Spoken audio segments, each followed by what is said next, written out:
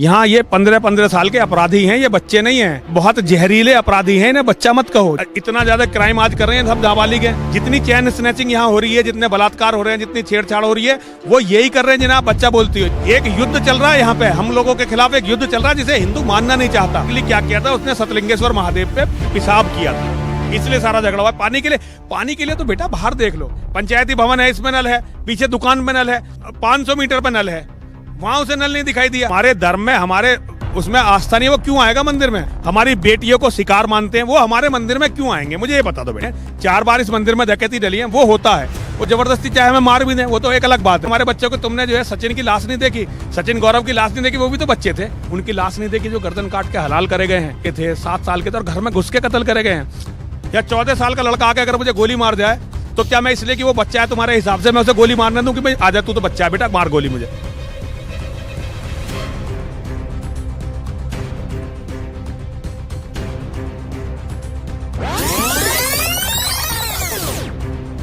क्या ये पूरा मामला हुआ था? बच्चा आया था, कहा गया था वो पानी पीने? बच्चा नहीं था। मैं बहुत दिनों से मीडिया को समझा रहा हूँ, यहाँ ये 15-15 साल के अपराधी हैं, ये बच्चे नहीं हैं। ये बहुत जहरीले अपराधी हैं, इन्हें बच्चा मत कहो। जब कोई इसे कहता ना बच्चा था, मुझे इतना अफसोस आप लोगों की अज्ञानता पे होता है कि मैं आपको बता नहीं सकता।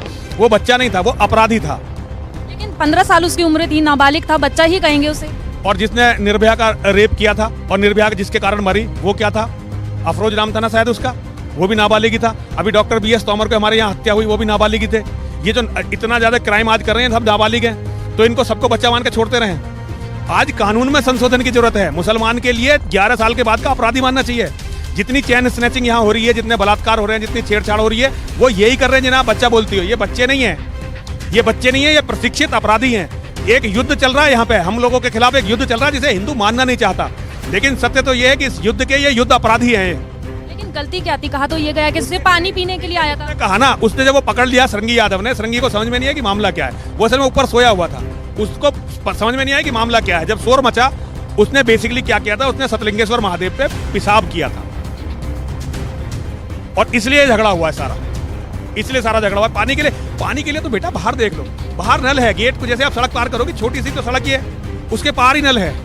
और इधर पंचायत में नल है, पंचायती भवन है, इसमें नल है, पीछे दुकान में नल है, पानी पीने। और आपको गेट से कोई नल दिखाई दिया यहाँ तक? मतलब कम से कम 500 मीटर पर नल है, तो मतलब उसे यहाँ इतना अंदर तो आना था, वहां उसे नल नहीं दिखाई दिया। लेकिन जो बोर्ड बाहर लगा हुआ है, वहाँ पे साफ तौर पर लिखा है कि मुसलमानों का प्रवेश जो है वो वर्जित है। ऐसा क्यों? लेकिन देखिए, हमारे सरकार या फिर कहीं भी नहीं कहा जाता कि अगर आप मुसलमान हैं, अगर आपकी इच्छा है तो आप मंदिर में जा सकते हैं, कोई आपको फोर्स नहीं कर सकता, कोई आपको जबरदस्ती नहीं भेज सकता। क्यों? मंदिर कोई पिकनिक स्पॉट है क्या? मंदिर है क्या? ये मंदिर है आस्था का केंद्र, जिसकी हमारे धर्म में, हमारे उसमें आस्था नहीं, वो क्यों आएगा मंदिर में?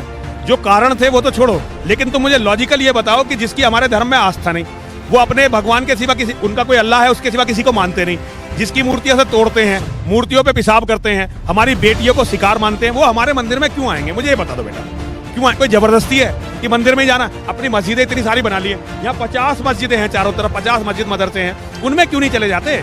यहीं आने की क्या जिद है? इसी मंदिर में आने की क्या जिद है?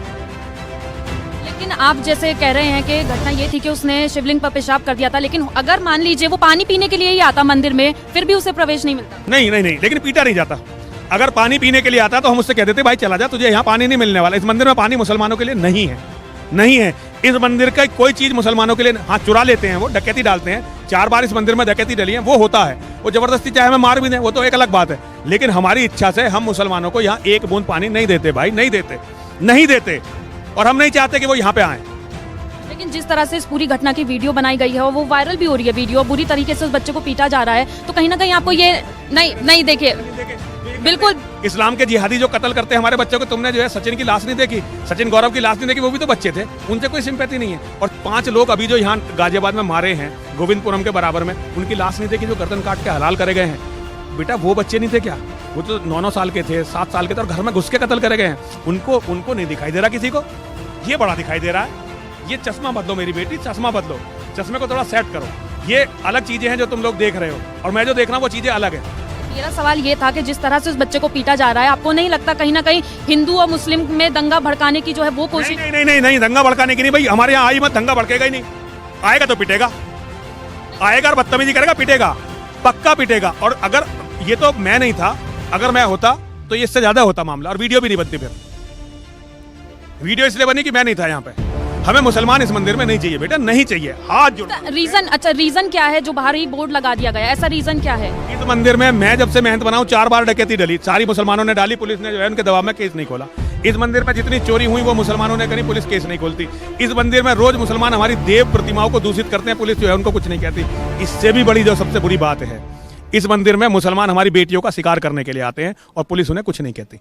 ये मुझे नहीं चाहिए भाई, मुझे नहीं चाहिए भाई। लेकिन अगर मान लीजिए अगर आगे फ्यूचर में किसी को भी प्यास लगेगी, वो पानी पीने के लिए, सही में पानी पीने के लिए आएगा तो भी नहीं आ सकता। नहीं, हम उसे कहेंगे बाहर नल है भैया, जाके वहां मार, हमारे यहाँ क्यों आ रहा है, तू बाहर जाके नल से पानी पी ले, और नल से हम उसे और 2-4 नल और बता देंगे। मैं आप पहचानेंगे किस तरह से? मान लीजिए जरूरी नहीं अगर एक मुस्लिम है तो वो टोपी लगा के ही मंदिर में एंट्री करेगा, मान लीजिए। अगर पता चला कि ये मुसलमान है तब की बात है, अगर पता नहीं चला तो कोई बात नहीं। पता चला, उसने दिखाना चाहा कि मुसलमान हो, और वो मुसलमान बेटे यहाँ दिखाते हैं कि वो मुसलमान है, वो हमारी बेटियों से गलत। पिछली बार जो है असलम विधायक के लड़के को यहाँ पीटा गया था इस मंदिर में, जो सबसे ज्यादा हमारे खिलाफ बयानबाजी कर रहा है ना। इसी मंदिर में असलम विधायक जो इसका लड़का आया था और उसने मेरी एक बेटी के साथ बदतमीजी करी थी और फिर हुल दी थी कि मैं असलम विधायक का लड़का हूँ, और उसको पीटा गया था यहाँ पे। तो बेटा ये तो होगा ही।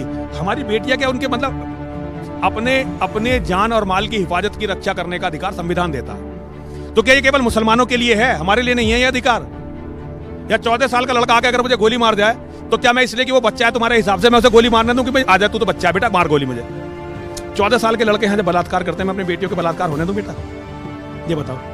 आप जिस तरह से कह रहे हैं कि लड़कियों का शिकार करने के लिए जो लड़के, मुस्लिम लड़के, वो इस मंदिर में आते हैं, तो फिर क्यों सुरक्षा के इंतजाम जो हैं वो नहीं किए जा सकते?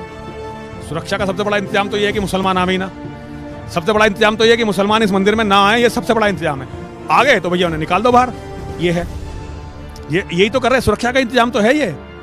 देखिए, आप कह रहे हैं कि मुसलमान जो है लड़कियों का बलात्कार करते हैं, लेकिन जरूरी तो नहीं है कि एक मुसलमान ही होगा तो ही वो बलात्कार करेगा किसी लड़की का। हिंदू लड़के भी आजकल जो है बलात्कार करते हैं। हिंदू लड़के बलात्कार करते हैं, लेकिन उनकी कोई किताब नहीं कहती, उनका धर्म नहीं कहता। मुसलमान लड़के बलात्कार इसलिए करते हैं कि उनके ने उन्हें ये सिखाया है।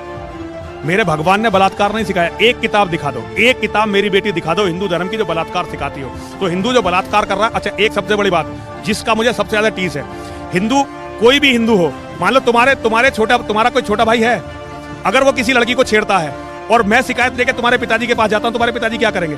वो ये भी नहीं देखेंगे कि शिकायत सच्ची है या झूठी है, वो तुम्हारे भाई को डांटेंगे, उसे मारेंगे। एक हिंदू ये करता है। यहाँ मुसलमान लड़की छेड़ते थे और हम अगर उन्हें कुछ कहते थे ना तो इतनी बड़ी बड़ी दाढ़ी वाले मौलाना हमसे लड़ने के लिए आते थे और हमारी बेटियों को बदचलन बताते थे। तुम्हारा लड़का आके हमारे मंदिर में लड़की छेड़ रहा है और तुम हमारी बेटियों पर टीका टिप्पणी कर रहे हो। ऐसा सहन करने के लिए मैं यहाँ नहीं बैठा हूँ। और ये एक बार नहीं हुआ, ये मेरे साथ 6-7 बार हुआ लगातार, मेरे साथ हुआ ये, औरों के साथ। और तो यहाँ बोलते ही नहीं थे, मुझसे पहले यहाँ कोई इस बात को बोलता नहीं था। और भारतवर्ष में मुझसे पहले कोई जो है के बारे में इतना खुलकर बोलता नहीं था, बोलता ही नहीं था। पता ये बात सबको है, सबको पता है मैं सच बोल रहा हूँ, लेकिन बोलने की हिम्मत किसी की नहीं थी। लेकिन मैं बोल रहा हूँ ना, और कल को लोग बोलेंगे, लोगों में हिम्मत आएगी। आज यहाँ लड़के खड़े हैं ना इतने सारे, पहले कोई नहीं खड़ा होता था यहाँ, आज ये खड़े हैं ना बच्चे, तो एक दिन ये सब जगेंगे और ये होगा, हिंदू जगेगा।